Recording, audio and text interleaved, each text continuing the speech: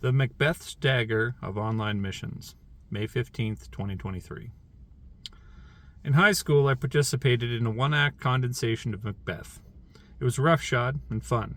We did it as opposing hockey teams, and the three witches were played by one girl with two sock puppets. It was a gag we stole from another one-act version of Macbeth with clowns in it. All that high school drama world is done to a play with Scottish kings and destiny can't simply be, or adequately, be written about in a blog post. But I'm hoping that if you read the title, you know what I'm talking about when I say Macbeth's Dagger. Because ours was a plastic dollar store sword suspended by a 6-weight fly rod for extra movement during the monologue. And it couldn't harm a fish if it wanted to. Do you have to use something if that something is presented to you? It really boils down to that one line. There's plenty of toil and trouble that if you don't adequately consider the consequences of grabbing a dagger out of thin air and using it.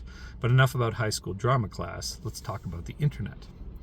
It's a common thread among pro-online church personalities right now. One where, like a script, they seem to have memorized. Everyone knows their lines and they all say it in unison. Online ministry is an opportunity we can't afford to miss. And I know this because I said the same kind of thing in my book about online ministry, which beat most of theirs to the market by a good 2 years. We've all been to, or at least know what it would feel like to be at a play with bad actors trying to do a good show. Everyone is still watching SNL right now, and they feel that in their bones. What's trying to be said from the stage and the actors saying it isn't lining up in a believable way. Online ministry is an opportunity to use a thing, the internet, for the Christian mission, but it's being marketed as an opportunity to go somewhere, to do Christian missions as if it were a place. And that would be fine if it were a place, but it's not. And then we have some issues show up, like what happens when you misquote Shakespeare in a high school musical. There are several avenues to go down, but we'll stick with a 3-act structure for the harmony and the theme and try our best to avoid sock puppets. Act 1, Missions. When we treat the internet as a place, that the mission field seems to get wider. Before, there was a couple hundred countries to visit, and only a few that would get you killed for doing so with the intent to be salt and light. But if the internet is a thing, well, that changes about the perception of these online spaces. It looks like you can reach people by just going to where they are. It looks like a way for anyone with a data plan that can now start acting like missionaries in the games and social hubs of the internet. But what's actually going on, though? The missionary drive is a noble thing, but is this vehicle being driven nobly? My first critique is that there isn't a place where you're likely to find widespread internet users and social media addicts that isn't already a place where churches are within walking distance. The problem with using a thing, especially a thing as socially prevailing as the internet, like a place, is that it overlooks the place you're in, so that you can use the thing you have wrongly. When missionaries go to a different country to learn different languages, they actually go somewhere, from somewhere. But online missions changes that. Now you get to say that last line so long as you're holding the joystick, or mouse, or keyboard. And the hardware is attached to the same lines as the local church's internet down the street, and their doors are wide open for people to come find Jesus. Missionaries give their entire lives to the mission, moving their families and often every possession they have to where they intend to spread the gospel by gathering like Christ instructed. Online missionaries give their social media time or their gaming time, redeeming it for the chance to do the same kind of communication with none of the risks, because they are protected by the thing they call a place. You don't need to risk more than your social time on online missions, because there are no risks to online missions. Every person you speak to and website that you visit will not and cannot stop the spread of the gospel by ending your life like countless martyrs have been over the centuries. You are safely separated by the technology you use to connect with, because every technology that connects humans together also separates us by it. By accepting the terms of online missions as a concept, we bifurcate the actual mission of the church. You'll connect with people across the country because of a video game, but won't connect with your neighbor because of your faith. You're not building the church, you're complicating it.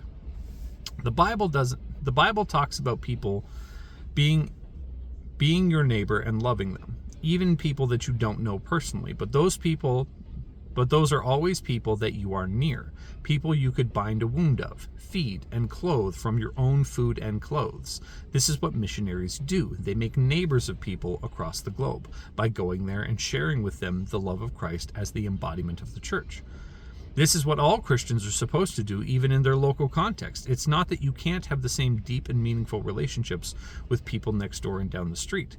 It's that you prefer those relationships to exist in a world where you can block and turn off that relationship, or rather, that you pre-screen for common social ties, like the ones you get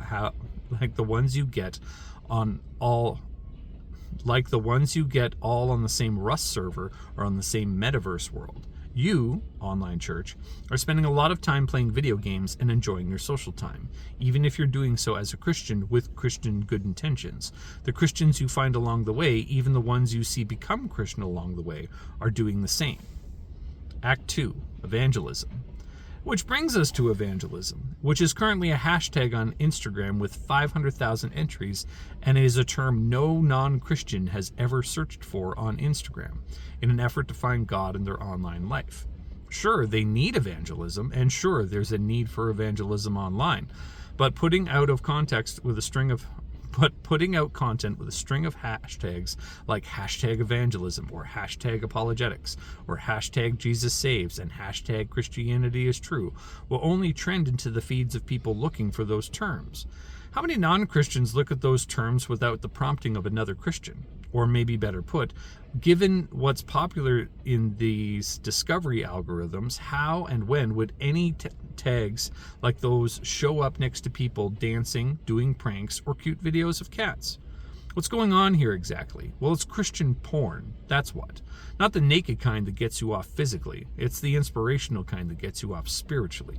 Feel-good posts meant to inspire and bless someone who would look for that kind of hashtag in the hopes of a positive response.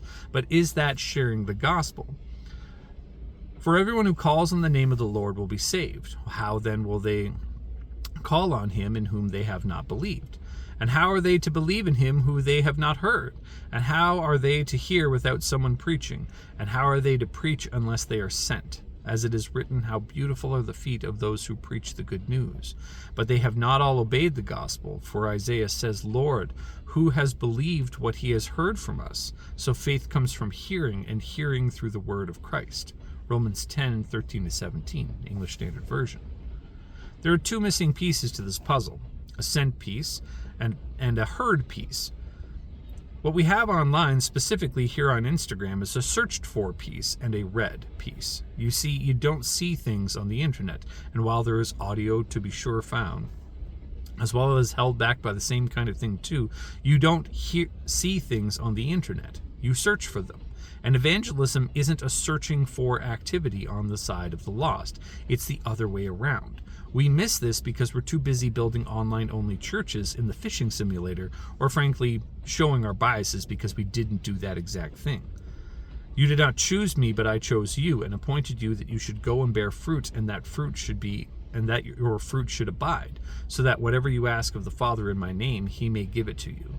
John 15:16, English Standard Version. Act 3, discipleship. And finally, our rubber hits the road in a good way.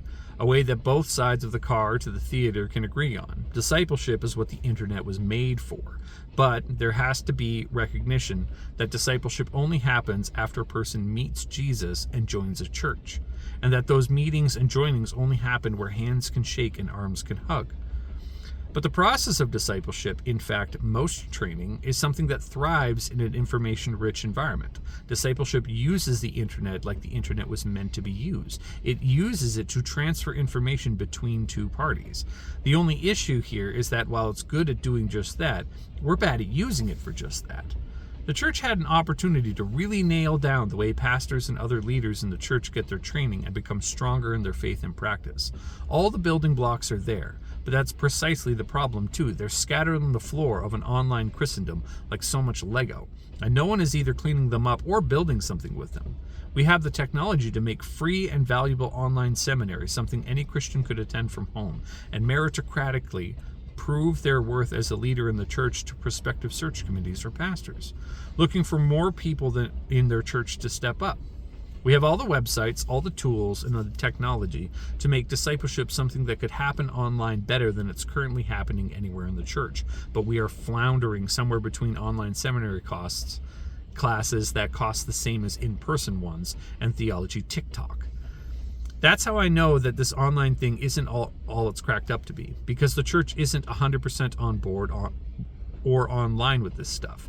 It's like a low-cost nature of online spaces. I like the idea of messages going viral and generating content like all the cool kids, but it's dragging its feet on the discipleship angle that it got stabbed by Macbeth and now needs a place to hide as a dead body.